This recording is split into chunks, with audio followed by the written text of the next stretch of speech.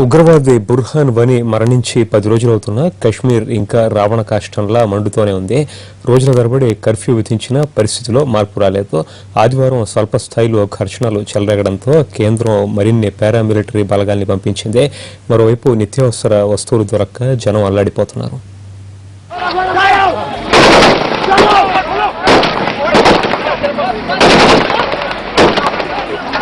జమ్మూ కశ్మీర్ లో ఇంకా పరిస్థితులు సద్దుమణగలేదు. ఆదివారం జరిగిన చిన్నపాటి గొడవలతో మళ్లీ అల్లర్లు చెలరేగాయి.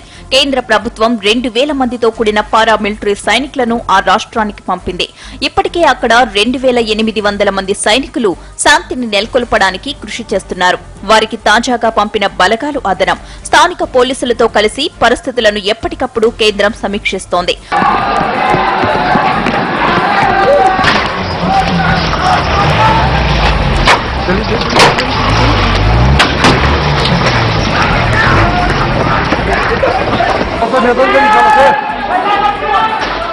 జమ్మూ కశ్మీర్లో సాధారణ పరిస్థితులు నెలకొల్పడానికి 10 రోజుల క్రితం కర్ఫ్యూ విధించారు.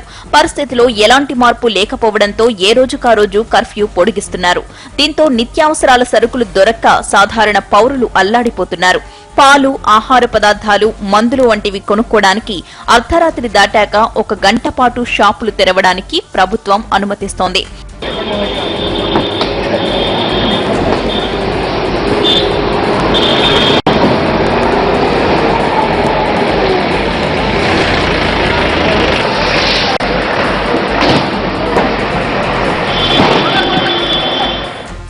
కశ్మీర్ లోయలో శాంతి నెలకొల్పడానికి ఆ రాష్ట్ర ప్రభుత్వంపై పలు చర్యలు తీసుకుంటోంది. పుకార్లు వ్యాపించకుండా ఉండేందుకు మొబైల్, ఇంటర్నెట్ సేవలను నిలిపివేశారు. సున్నితమైన ప్రాంతాల్లో కేబుల్ సర్వీసులు కూడా నిలిచిపోయాయి. వేసవి సెలవుల తరువాత ఈ రోజు స్కూల్స్ ప్రారంభించాల్సి ఉంది. కానీ సెలవుల్ని మరో వారం రోజుల పాటు జూలై 25 వరకు పొడిగించారు.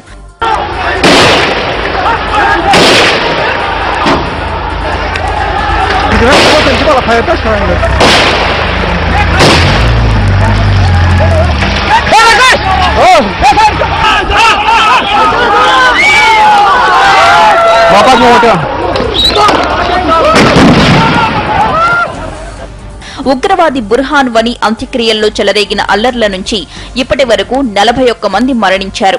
2000 మందికి పైగా గాయపడ్డారు. కేంద్ర హోంశాఖ ఎప్పటికప్పుడు పరిస్థితిని సమీక్షిస్తోంది.